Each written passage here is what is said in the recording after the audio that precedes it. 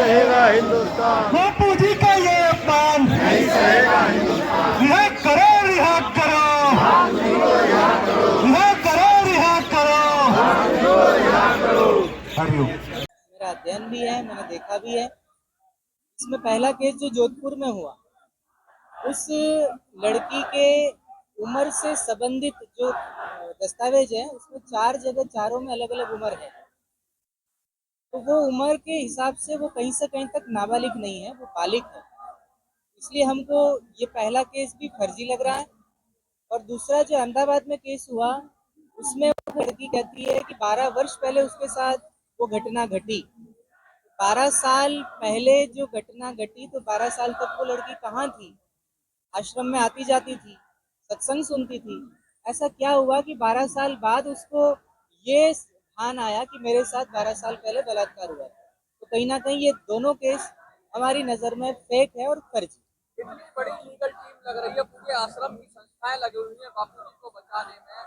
क्या लगता है उनका प्रयास क्या पूरा नहीं पड़ रहा, या फिर उनके प्रयास में कोई कमी रह गई? क्या कारण है कि आप लोगों को जंतर मंतर आना पड़ रहा है? इसमें कई कारण हैं। इसमें राजनीतिक कारण भी है और इसमें अंदरूनी मामला भी है। भाई बताइए क्या है?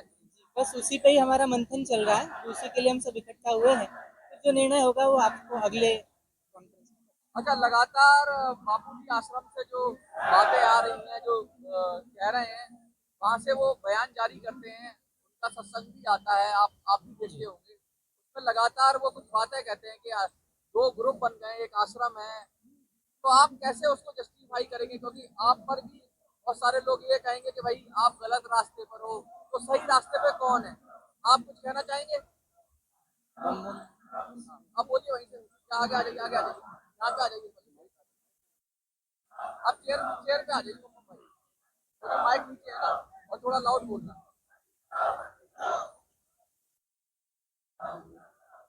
देखिए, मैं कुछ कहूँ ना तो उसको मत मानो। हम झूठ बोल सकते हैं, पेपर झूठ बोलता है, नहीं, पेपर तो खबर ही बताएगा जो खबर है। वीडियो झूठ बोलता है। आजकल जो बातें हम कर रहे हैं ना, तो उसके साथ में वीडियो लगा देते हैं। कोर्ट में जो प्रोसेसिंग होता है ना, तो आप लोगों को पता है कि आजकल ऑनलाइन भी होता है।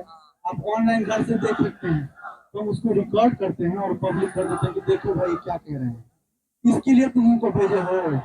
बापू जी कहते हैं कि हम ऑपरेशन नहीं कराएंगे, हम बाईपास सर्जरी के खिलाफ हैं। अपने भक्तों को कहते हैं कि तुम जो है ऑपरेशन मत करवाओ। अब उनका जबरन ऑपरेशन की अर्जी अगर कोई लगाएगा, वो गद्दार है कि उनके पक्षधर है कि आप लोग तय करिए। मैं क्या कहूँगा उनके बारे में? जो मैं कोर्ट न्यायालय में बात बता रहा हूँ, उन्होंने बताया कि 2 केस और दोनों थे। तो आप लोग पूछ रहे थे कैसे थे। लड़की का 4 जगह अलग अलग बयान है। पहले जगह कहती है कि जो है कुटिया में गए, पहले दिन बोलो हमारे पिताजी वहाँ बैठे रहे, माँ वहाँ बैठे रही, हम यहाँ रहे, प्रोग्राम हुआ, घटना बताई जोधपुर की। 1 हफ्ते बाद दिल्ली में मुकदमा दर्ज हुआ इस सब पे। और 164 के जब बयान होता है लड़की का, जब 0 FIR दर्ज होती है, उसकी वीडियो रिकॉर्डिंग होती है। तो वीडियो रिकॉर्डिंग कहाँ गया? ये बात सवाल हमारे लीगल टीम वालों को पूछना चाहिए था कोर्ट में। अगर नहीं पूछेंगे तो मैं उनको गद्दार कहूंगा कि नहीं कहूंगा, आप बताइए। दूसरी सुनिए ना, आप अगर आप सुनेंगे तो हम पूरी बात बताएंगे। अगर सवाल आपने पूछा तो पूरा सुनिए। उसके बाद में आप देखिए कि ये कहते हैं कि भाई वहाँ जो घटना स्थली की रात थी, वहाँ बापूजी 11:30 बजे तक थे। और कोर्ट में ये एफिडेविट फाइल करवा देते हैं कि बापूजी 9:30 बजे कुटिया में चले गए।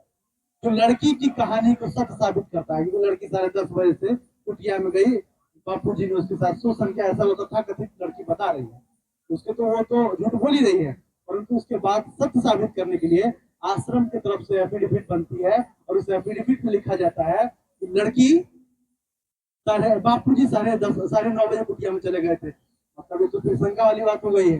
जबकि 70 लोग वहां पे बैठे हुए थे और बापूजी बाहर थे। वो 70 लोगों की गवाही नहीं करवाओगे तो सवाल पूछेंगे कि नहीं पूछेंगे, आप बताएं। और जब ये बात पूछेंगे तो वो गद्दार का है, बेईमान का है, झूठा का है, गुरुद्रोही करे, वो उनके ऊपर है। क्योंकि जब मैंने पहले जब भाषण कर रहे चल रहा था यहाँ पे, तो हमने बताया था जब अंग्रेजों से लड़ाई लड़ रहे थे भगत सिंह लोग, तो उनको गुरुद्रोही कहते थे कि नहीं कहते थे? देशद्रोही कहते थे कि नहीं कहते थे? तो हम लोग गुरु जी की बात करते हैं तो दोस्त हम लोग को गुरुद्रोही कहते हैं, इसमें कोई बड़ी बात नहीं है। परंतु इस बात से समझना पड़ेगा कि आज जो बापू जी की पीड़ा है, बापू जी को उपचार नहीं हो रहा है, तो उसके लिए पीड़ा के लिए कौन सामने से आवाज उठा रहा है? तो वो हम लोग हैं। और जो लोगों को जिम्मेदारी मिली है वो बखूबी नहीं निभा रहे हैं, और वो हम सबूत के साथ कहते आ रहे हैं। और उसके बाद में आपको तय करना है कि कौन गलत कौन सही। अच्छा, लगातार जो बापू जी खुद भी कह रहे हैं, तो वो क्यों आपके खिलाफ कभी कभी ऐसे बयान आ जाते हैं? क्या लगता है कि उनको देखिए, कोई गलत इन्फॉर्मेशन जा रही है, या आप अपनी बात नहीं पहुंचा पा रहे हो? देखिए बापू जी जो मैंने बताया कई बार कि बापू जी जेल में हैं इस समय। जेल में 4 दीवारी में कैद है, उन तक हमारी बात सही तरीके से पहुंच नहीं गया है। बापू जी जब बाहर थे ना, तो बापू जी का खुद का भी कई बार बयान होगा, सुने होंगे आप लोग, कि मीडिया हमारी बातों को तोड़ मरोड़ रहा है। तो जो भूमिका में पहले मीडिया थी ना देश की, जो नेशनल मीडिया की बात कर रहा हूँ मैं, यूट्यूब वाले अभी आप लोग आए, आप लोग तो बड़े सच्चे हैं। तो जो नेशनल मीडिया की भूमिका थी, उससे भी गए भी थे हमारे लोग अंदर के हो गए। वो हमारी बातों को, हम कहते हैं कि आश्रम बचाओ, हम बोलते हैं कि ये फलाना फलाना लोग गद्दार है, ये बापू जी को समाप्त कर देना चाहते हैं। और वो कहते हैं कि नहीं, ये तो बोल रहे हैं हम आश्रम भड़कना चाह रहे हैं, हमारी बात को तोड़ मरोड़ के बात पहुंचाते हैं बापू जी को, और कहते हैं कि हम लोग पैसा खा रहे हैं। आज तक किसी ने बताया हम पैसा खाते हैं? हम तो रोज रोटी खाते हैं, हमने कभी आज तक पैसे नहीं खाए। पैसे खाने का काम ये लोग करते होंगे, हम लोग पैसे नहीं खाते। हम लोग तो मानव ना है, दानव लोग होगा वही पैसे खा सकता है। हम लोग दानव नहीं, हम लोग मानव है, हम लोग रोटी खाते हैं। ये वाहियात झूठी आरोप लगाते हैं और बापू जी तक झूठी शिकायत पहुंचाते हैं। तो बापू जी हमारे गुरुदेव हैं, उनको जो कहने की उनको छूट है, जो हम लोगों को कह सकते हैं वो उनके ऊपर है, उन पर हम नहीं कोई टिप्पणी करेंगे। हमारे गुरु जी है, हमको चोर का है बनोल का है उससे हमको कोई लेना देना नहीं है। परंतु हमको लेना देना इससे है अगर उनके साथ अगर अत्याचार होगा, उनके साथ अन्याय होगा, तो उसके खिलाफ हम लोग आवाज उठाएं। अच्छा, आपने मंच से कहा कि अहिरावण, आप अहिरावण वाली बात कही आपने, या रावण वाली बात कही कि उसके सर काट दिए जाते हैं, व्यक्ति का भी नाम लिया, मैं नाम नहीं लूंगा, लेकिन आपने कहा नाभि पर प्रहार करो, नाभि का अमृत सुखाओ, क्योंकि बार बार सिर उग के आ रहा है। वो क्या बात है, क्या ऐसा हो रहा है कि आपका सिर उग के आ रहा है उसका? देखिए वो ऐसा हो रहा है कि हम लोग जिससे लड़ रहे हैं ना, वो लोग खाली क्या बोलते हैं कि मोहरा है, उनका जो मेन फेस है ना, उस सत्ता में कुछ लोग बैठे हुए, और वही लोगों के सहयोग के कारण आज जो है हमारे बापू जी को जेल में रहना पड़ रहा है। आप लोगों ने देखा होगा, जब लोग आप लोग यूट्यूब सर्च करेंगे तो आप लोगों को वीडियो मिल जाएगा। कुछ जो हिंदूवादी लोग हैं, जो हिंदुत्व के ठेकेदार बने हुए हैं, उन्होंने जो अपने शासन काल में कुछ हिंदू विरोधी गतिविधि करते हुए बापू जी को द्वारा पकड़े गए, तो बापू जी खुलेआम बोलते रहते हैं और बोल देते हैं, और आप लोग यूट्यूब पे सर्च करेंगे आप लोगों को मिल जाएगा। तो बापू जी जब उनके खिलाफ बोलते हैं, तो उन्हीं लोगों ने क्या किया कि वो लोग आश्रम में आते जाते रहे थे, तो आश्रम के जो गद्दार किस्म के लोग थे उसको इकट्ठा किया, और उनके माध्यम से, क्योंकि बिना, महाराज जी ने एक बात बताई, आपने सुना होगा कि हत्था जब तक लकड़ी का नहीं लगेगा तो कुल्हाड़ी आपको कोई कुछ नहीं बिगाड़ सकता, उसमें हत्था लकड़ी का चाहिए। तब जब हमारे अंदर वाले उनके साथ हुए तो हमारे साथ षड्यंत्र हुआ और हमारे गुरु जी को जेल में रहना पड़ा। तो काल नेमी का अंत कैसे होगा? ये जो काल नेमी कौन है, ये तो आप ही वो इस पर डिसाइड करेंगे, गुरु जी डिसाइड करें, लेकिन उसका अंत कैसे होगा? काल नेमी का कैसे, जो ये धर्म जाल है, माया जाल है, ये कैसे छटेगा? देखो लोग जाग रहे हैं, नहीं जाग रहे क्या? देखो ये लोग आए नहीं है क्या, और आते जा रहे हैं, हर बार आते हैं, संख्या बढ़ती जा रही है। ऐसा दिन आएगा कि उसके खिलाफ लोग इकट्ठे होंगे, और जैसे आप लोग देखे होंगे 70 साल वाले कांग्रेस को छोड़ के जाना पड़ा कि नहीं जाना पड़ा, तो 7 साल 10 साल 15 साल वाले क्या है, उनको भी जाना पड़ेगा। मोदी जी तो खुद चरणों में बैठते थे गुरु जी के। हम उनकी बात हम क्या कहें, हमने बताया कि आप देख लेना, हमने उनके बस में जो बताना था हमने बता दिया, मैं किसी के नाम नहीं लेना चाहता, आप समझ लेना। सब चरणों में तो बहुत लोग बैठते थे, चरणों में तो कांग्रेस के भी सारे नेता बैठते थे, पर उन्होंने क्या किया, और जो लोग दूसरे तरफ से चरणों में बैठते थे वो लोग क्या कर रहे हैं, सबके सामने है, 10 साल से सत्ता में है, तो उनके लिए अगर वो जान रहे कि केस झूठा है, बेकार है, उनको आवाज उठाना चाहिए था ना, अगर वो सही नहीं थे, मतलब उनके मन में खोट है। और दूसरी बात जो मैं सबसे जो आज महत्वपूर्ण जो बात है, तो 2-3 बातें हैं हम जो आज बताने के लिए हम लोग आए थे। हम लोगों का 2-3 मांग है। एक मांग है कि इस केस में सीबीआई जांच हो।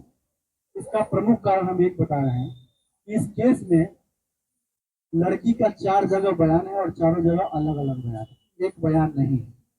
उसके बाद लड़की का उम्र संबंधित जो दस्तावेज है, तो 3 दस्तावेज है और तीनों दस्तावेज में भिन्न भिन्न उम्र है। जो लड़की के पिताजी की गवाही है और जो अन्य गवाह की गवाही है, उसमें से कहीं भी ये पुष्ट नहीं होता है कि बापूजी ने कुछ उसके साथ में अश्लील कुछ भी कृत्य किया है। तो फिर इस केस में जब उम्र कैद की सजा होती है तो सवाल उठता है, तो इस केस में सीबीआई जांच की जरूरत है ताकि दूध का दूध और समाज के सामने पानी का पानी हो सके। दूसरी बात मैं बताऊं, दूसरा मांग जो है हम लोगों का कि बापूजी के हृदय में 3 ब्लॉकेज है इस समय, और ये मैं नहीं कह रहा हूँ, इन्हीं का जो संस्थान है जोधपुर एम्स, उनका कहना है कि बापूजी के हृदय में 3 ब्लॉकेज है, 99%, 90% और 78%। अब ऐसे मरीज को इस हालत में जेल में रखना, उनको जबरन जो है मौत के मुंह में धकेलने जैसा है। क्योंकि आप अगर बड़े जो यूनिवर्सिटी है जो रिसर्च करती है, जो अमेरिका का यूनिवर्सिटी है, भारत के बड़े सारे मेडिकल यूनिवर्सिटी है, उनका कहना है कि हार्ट के पेशेंट 10 में से 7 लोग का जान चला जाता है ठंडी के दिनों में, क्योंकि इन दिनों में नसें होती है वो सिकुड़ जाती है, खून गाढ़ा हो जाता है। बापूजी के साथ में एक दिक्कत है कि खून पतला होने की दवाई नहीं ले सकते वो, क्योंकि जब भी वो खून पतला होने की दवाई लेते हैं उनके आंतों में अल्सर है, और उस दवाई का साइड इफेक्ट ये होता है कि उनके आंतों से रक्त का रिसाव चालू हो जाता है और हेमोग्लोबिन 3.7 तक पहुंच जाता है। तो ऐसे में कई इस हेमोग्लोबिन 3.7 तक जब जाता है या 5 से जब कम होता है तो इसमें लकवा होने का खतरा होता है, ब्रेन हेमरेज होने का खतरा होता है, जान चली जाने का खतरा होता है। तो ऐसे में उनके लिए एक ही उपचार बचता है कि उनको जमानत अथवा पैरोल पे रिहा किया जाए, जब तक सर्दी है तब तक उनको बाहर रखा जाए ताकि वो अपनी बीमारियों का समुचित उपचार करा सके और उनको वो अपने जीवन को बचा सके। अच्छा, एक पेरोल पे कुछ कहेंगे, बड़े बड़े अपराधियों को पेरोल मिल जाती है, बापूजी के मामले में मिलती है तो वो नाम मात्र के लिए, तो मिली ही नहीं थी। जो आप लोगों को बताया गया ना कि पेरोल मिली थी, पेरोल नहीं थी। उनको पुलिस कस्टडी में ही उपचार के लिए भेजा गया था माधव पार्क, वहां पे जांच हुई और बिना पूरा उपचार के साथ 12 दिन में 90 दिन डॉक्टर ने बोला था कि 90 दिन का उपचार चाहिए, और 12 दिन में उनको वहां से वापस ले आए। उसके 2 कारण हैं। एक तो जो हम जिन लोग ये जिम्मेदारी थी कि कोर्ट में से उनके पैरोल की अवधि बढ़ाने की मांग करे, उपचार की अवधि बढ़ाने की मांग करे, उन लोगों ने ये काम नहीं किया और कोर्ट ने भी अपने आप कोई क्या कहते संज्ञान नहीं लिया कि भाई इनका उपचार पूरा होने दो। आज वो आरोग्य नाम हॉस्पिटल में जरूर है, परंतु वो कोई हार्ट का स्पेशलिस्ट हॉस्पिटल नहीं। इस तरीके से माधव बाग था, अगर माधव बाग में उनका उपचार होता तो मुझे लगता है कि अब तक वो स्वस्थ हो गए।